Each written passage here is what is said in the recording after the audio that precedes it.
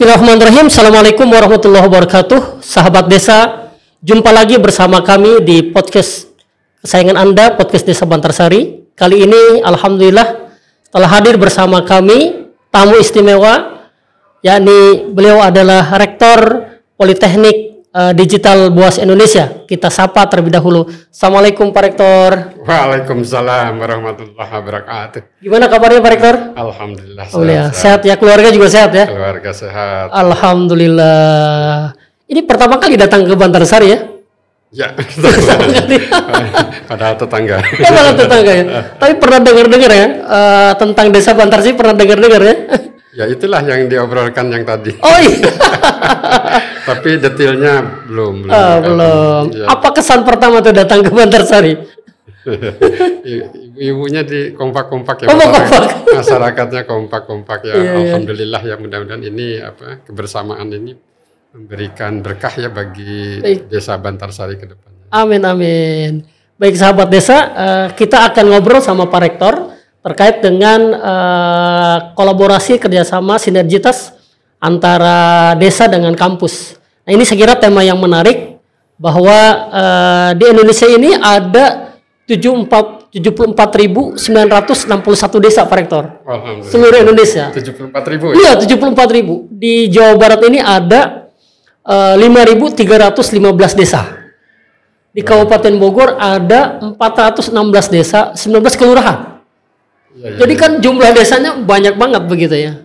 Nah, saya ingin mengatakan bahwa negara ini hadir, desa lebih dulu hadir. Untuk merubah Indonesia yang besar ini, maka rubahlah desa. Begitu ya. Makanya saya hadir jadi kepala desa, ingin merubah Indonesia dari desa. Begitu Pak Rektor. Nah, kira-kira apa pendapat Pak Rektor tentang desa yang ada di Indonesia terlebih dahulu? Oke, variasinya tinggi banget ya. Ya. Artinya desa yang ada di wilayah terutama di Jawa ya, dan di luar Jawa itu memang variasinya tinggi ya. Tetapi ada satu hal yang memiliki kesamaan ya, di mana pola hidupnya masih kekerabatannya masih tinggi gitu ya. Ya. Terus yang kedua, masyarakat terutama yang di Jawa ya, tapi kalau di perkotaan sudah mulai ini ya bergeser gitu kan, karena individualisme ya, sehingga peran kelurahan mungkin kalau di perkotaan itu, ya, karena lebih administratif kan, jadi berhubungan dengan kelurahan itu apabila ada urusan-urusan surat tangan gitu kan. Iya. Tapi kalau desa ya, karena desa ini kan sebetulnya pemerintahan terendah ya, terkecil ya, dan kepala desanya dipilih oleh masyarakat. Kemudian langsung lagi ya. Dipilih langsung. Nah, ini kan artinya pengakuan ya atas masyarakat itu tercermin dari pilihannya, dan ini tentunya kan untuk ekspektasi ya bahwa kebersamaan untuk membangun desa itu diimplementasikan di saat pemilihan kepala desa gitu kan. Iya, betul. Nah, tapi mungkin mudah-mudahan ini ya, kalau kepala desanya kurang kreatif ya. Banyak ya sekarang itu kepala desa tapi lebih kepada tadi mirip administratif kan gitu ya. Administratif tok begitu ya, tidak ada inovasi begitu ya. Padahal kesempatan untuk mengembangkan desa itu ya, untuk kepala desa kan sangat terbuka ya. Betul. Terus yang kedua kan kreativitas itu juga bisa meng-create ya sumber daya dari lingkungan desa maupun dari luar desa untuk pengembangan di desa itu sendiri kan. Betul. Nah itu makanya saya dengar kabar Pak Lukmanul Hakim ini adalah kepala desa yang berprestasi tingkat nasional. Gitu kan. Artinya ini satu gambaran ya, bahwa kepala desa yang memang kreatif gitu kan, selalu berpikir untuk kebaikan, berpikir untuk pengembangan masyarakat. Ternyata itu yang diperlukan gitu kan. Akan menjadi kepala desa yang dicintai oleh masyarakatnya, tapi juga untuk pembangunan juga akan mendorong ya untuk jadikan contoh misalnya, atau dijadikan kalau di dalam pengertian kepala desa itu mungkin benchmark lah gitu Iya, ya. betul. Untuk di tempat-tempat lain gitu. Iya. Saya ini periode kedua Pak Rektor. Iya. Jadi periode pertama kan 2014, 2019 ada pilkades lagi. Nah di 2014 itu calonnya 4. Saya lawan incumbent begitu ya. Periode kedua lawannya istri sendiri. Jadi musuh dalam selimut beneran itu. Jadi dua-duanya bersaing. Tapi kan kreativitas itu bisa sekarang ya bisa dibangun secara sinergi antara suami dan istri kan gitu. Iya, karena waktu itu nggak ada calon lain. Jadi saya naikin istri saya.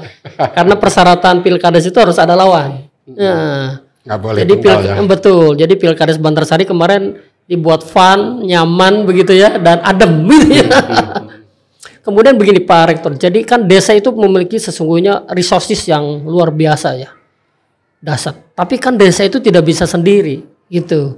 Harus ada kemudian pihak ketiga yang kemudian mendampingi desa, biar desa itu didorong menjadi desa yang dicita-citakan menuju desa mandiri kan begitu. Nah peran kampus dalam hal ini amat sangat potensial untuk kemudian mendampingi desa menjadi lebih baik lagi begitu.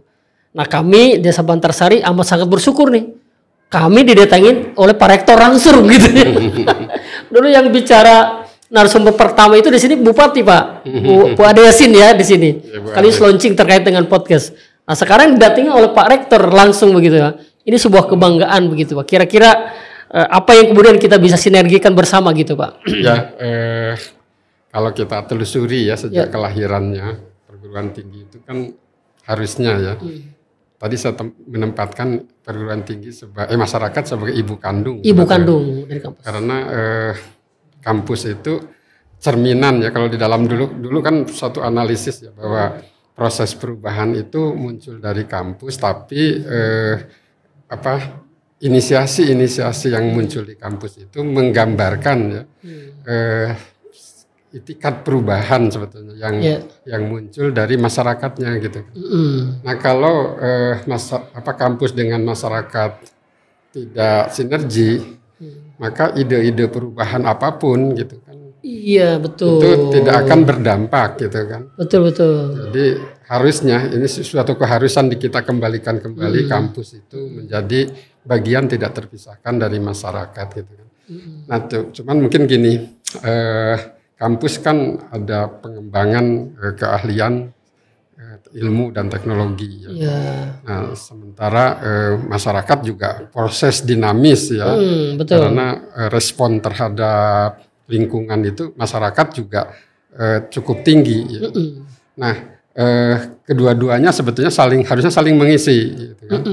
Jadi kita contoh misalnya keberhasilan Jerman dulu ya. Itu antara kampus masyarakatnya itu adalah industri waktu itu itu diatur dengan satu undang-undang federal di mana undang-undang federal itu mengatur pergerakan dinamika industri dengan dinamika kampus gitu. Kalau misalnya temuan-temuan riset berkembang di kampus itu langsung diimplementasikan di industri.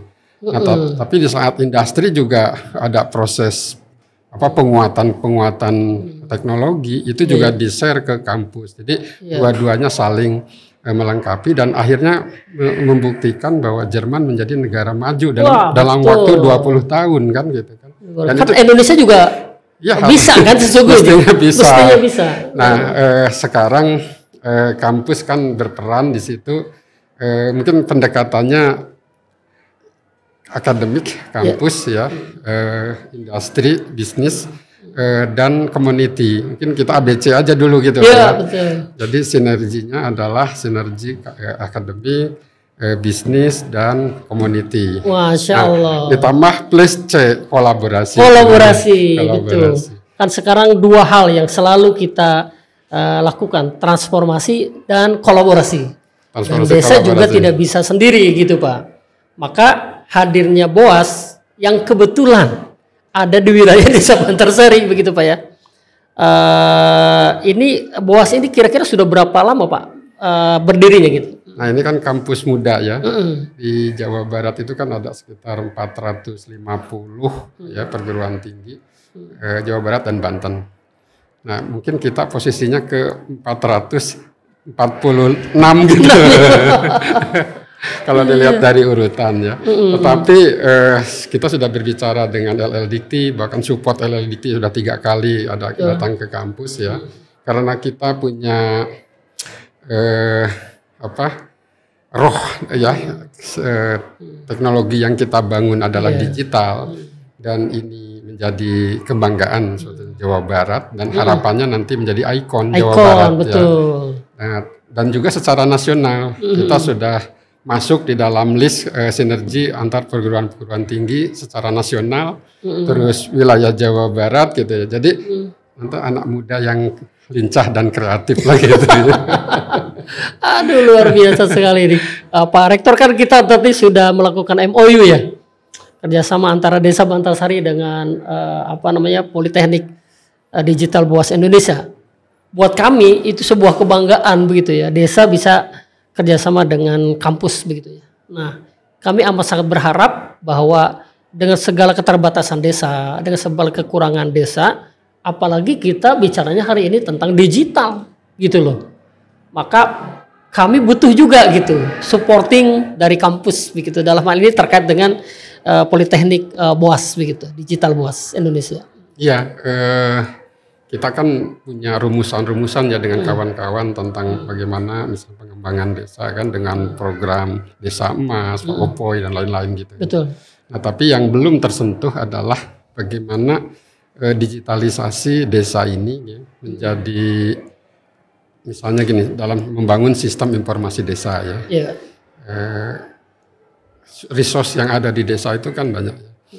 Tetapi mungkin belum sepenuhnya menjadi teridentifikasi secara lengkap gitu kan. Nah, mungkin di situ nanti peran digital di dalam bagaimana mengklasifikasi data-data desa ya.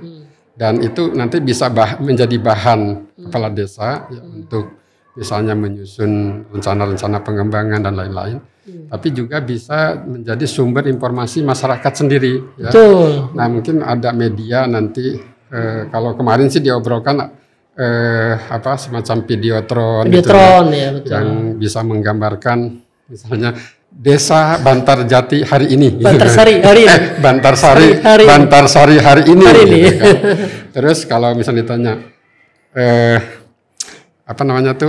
produksi desa hari ini gitu kan, nah kita akan list misalnya ya data-data produksi desa yang unggul-unggul ya, dan terus yang ketiga, nah bagaimana produksi unggul desa ini bisa dibantu untuk pemasaran yang lebih luas.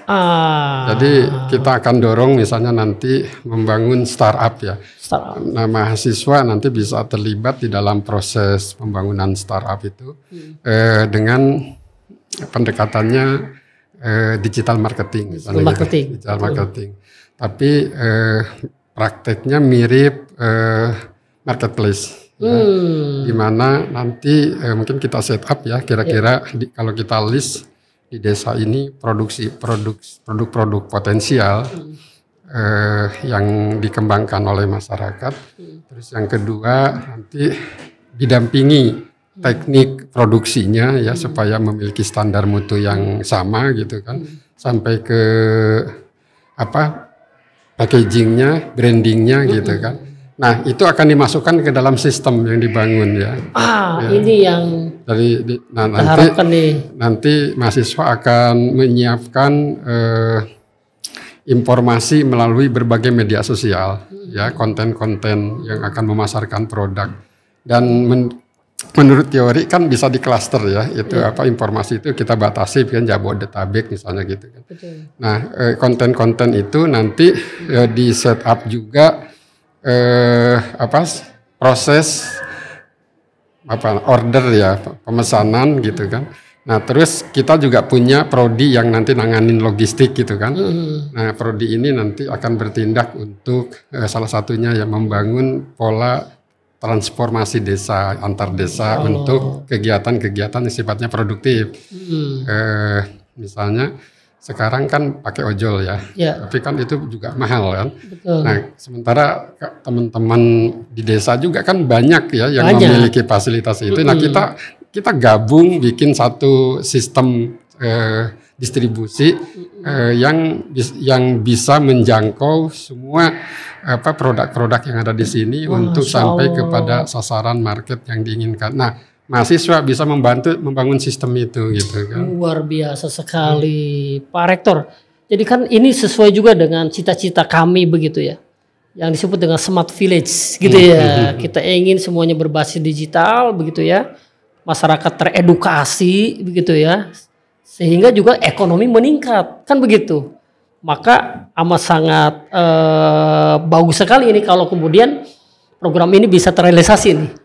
Tapi kan kita juga perlu tahapan begitu ya, dengan melihat sumber daya manusia juga yang ada di Bantarsari. Misalnya begini Pak Rektor, kita juga berharap nih teman-teman perangkat desa atau anak-anak Karang Taruna, anak-anak muda juga mereka bisa dibekali digitalisasi agar mereka kemudian tumbuh bisa juga kemudian berkembang, mengembangkan semua potensi yang ada di desa, tentunya dengan pendampingan dari kampus begitu Pak Rektor.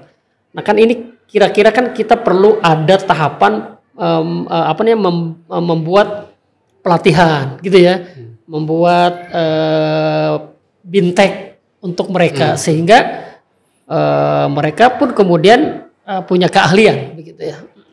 Saya kan termasuk instruktur untuk pelatihan kewirausahaan di Kabupaten Bogor. Masya Allah. Untuk pemuda-pemuda yang ada di Bogor ini. Luar biasa.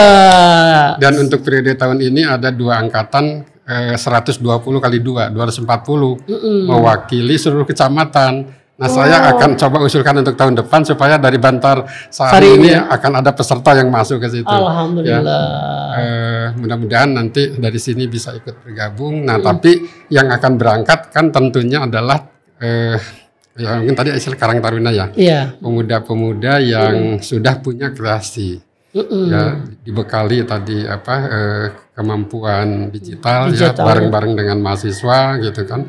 Terus yang kedua kemampuan di dalam membangun startupnya sudah terbekali. Terbekali itu yang paling penting. Itu akan jadi nanti kader-kader unggul provinsi Kabupaten Bogor kan? Iya. Provinsi Kabupaten Bogor. Kabupaten Bogor. Kabupaten Bogor gitu kan. Nah cuman tahun ini mungkin belum ada ya. Belum. Yang mewakili kecamatan apa namanya? Rancabungur. Rancabungur ya. Kan setiap kecamatan itu rata-rata 5 orang. Cuman mungkin belum ada yang dari sini. Iya, belum. Nah, nanti kita akan usulkan untuk tahun depan supaya bisa masuk di situ. Iya, baik. Wah, luar biasa sekali.